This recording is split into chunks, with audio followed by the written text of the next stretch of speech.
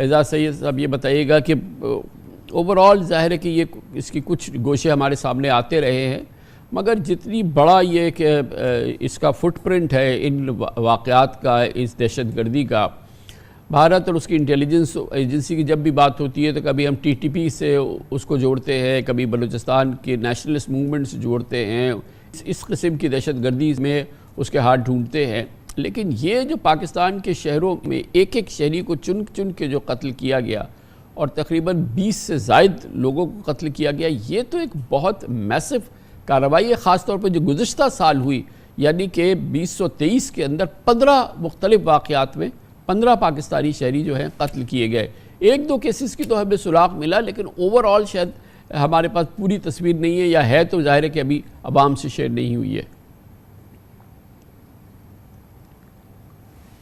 कामरान साहब बहुत बहुत शुक्रिया। कामरान साहब, ये जिन शहरियों को पाकिस्तान में कत्ल किया जाता रहा है उनके बारे में तवातर से पाकिस्तान मीडिया भी रिपोर्ट करता रहा है। मिसाल के तौर पे जो कराची में किलिंग्स हुई थी उसके बारे में पाकिस्तान के मीडिया ने बड़ी तफसील से रिपोर्ट किया था, मैंने ख़ुद रिपोर्ट किया था, आपके प्रोग्राम में हमारी डिस्कशन भी हुई थी कि किस तरीके से जो प्लेन हाईजैक हुआ था, भारतीय प्लेन हाईजैक जो हुआ था अफ़गानिस्तान में दिसंबर 1999 में, तो उसमें वो जो लोग मुलव्वस थे उनको टारगेट किया गया था। फिर इसी तरह आज़ाद कश्मीर में किलिंग्स हुई थी। असल कामरान साहब मामला यह है कि जो पाकिस्तानी मीडिया है वहाँ पर जो चीज़ें रिपोर्ट होती रही हैं उसको इंटरनेशनल अहमियत नहीं दी जाती रही।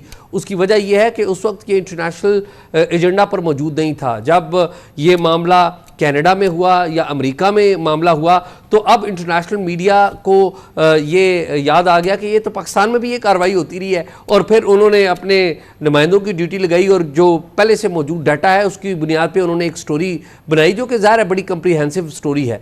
तो ये वाक़यात कोई आज के नहीं है, और ये इन्होंने तो 3 साल का डाटा दिया है।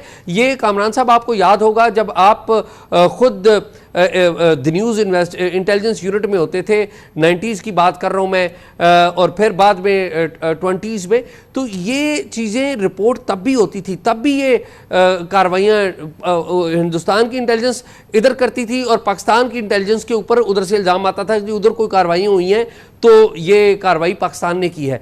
लेकिन कामरान साहब ये तो एक जिसे कहते हैं ना सिम्टम है, बीमारी ये नहीं है। हमें बीमारी की तरफ जाना चाहिए जो बड़ी अहम है। बीमारी कामरान साहब ये है कि जब ISI का कोई चीफ बनता है या इंटेलिजेंस ब्यूरो पाकिस्तान का कोई चीफ बनता है तो वो दुनिया की तमाम अपनी जो काउंटर पार्ट्स एजेंसीज़ हैं, इस रीजन की काउंटर पार्ट एजेंसीज़ हैं, उनसे बात करता है, लेकिन वो हिंदुस्तान की एजेंसी से बात नहीं करता। ISI चीफ रॉ चीफ से बात नहीं होती, रॉ चीफ ISI से नहीं बात करता, भारतीय IB पाकिस्तानी IB चीफ से बात नहीं करती। पाकिस्तान की मिलिट्री और हिंदुस्तान की मिलिट्री का एक पुराना मैकेनिज्म है, DGMO टू DGMO एक रूटीन की बात होती है, लेकिन बाहमी कॉपरेशन नहीं है। पाकिस्तान की सरकार का और हिंदुस्तान की सरकार का बाहमी अदम जो एतमाद है वो है। तो जब तक ये दोनों मुल्कों की बातचीत नहीं होगी, ये इस तरह के वाक़यात पाकिस्तान में होते रहेंगे और हिंदुस्तान भी जो वहां पर वाक़यात होंगे उनका इल्जाम जो है पाकिस्तान के इदारों पर और पाकिस्तान पर लगाता रहेगा। एक ये पहलू है, और दूसरी चीज़ ये कि बहरहाल ये चैलेंज है ना हमारे लिए भी, हमारी सिक्योरिटी सर्विसेज के लिए भी, कि हमारी सरजमीन पे 1-2 नहीं मतलब दर्जनों वाक़यात हो गए हैं, और जो कि बहुत ही तशवीश की बात है कि हमारे शहरियों को जो है वो निशाना लगा के कत्ल किया गया है। और वो ये तमाम वो शहरी हैं जिनके बारे में हमारी राय ये है कि ये जो अस्करियत पसंद ग्रोहों के साथ या ग्रुप्स के साथ इनके कोई ताने बाने रहे हैं। इसमें बड़ी हमारे लिए भी एक बड़ी तशवीश का पहलू तो है। एक बैनुल-अक़वामी पहलू है, भारत दहशतगर्दी कर रहा है, एक ये पहलू है, लेकिन हमारे यहाँ हो अगर 15 वाक़यात हो गए तो हमारे लिए भी तो तशवीश की बात है ना।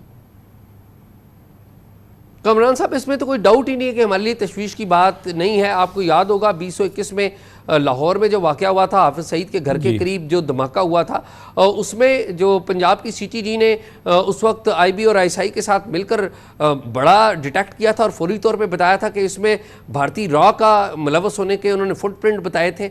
इशू ये है कि हमारे लिए बिल्कुल तशवीश की बात है, और उस तशवीश में दो बातें हैं। एक तो बात यह कि पाकिस्तान का अंदर का माहौल, यहाँ पर गुर्बत है, मईशत कमज़ोर है और बाज़ लोग यहाँ पर वो इन्वॉल्व हुए हैं ऐसे नासर के साथ जो तीसरे मुल्क में UAE में बैठ के पाकिस्तान के ख़िलाफ़ प्लान करते हैं।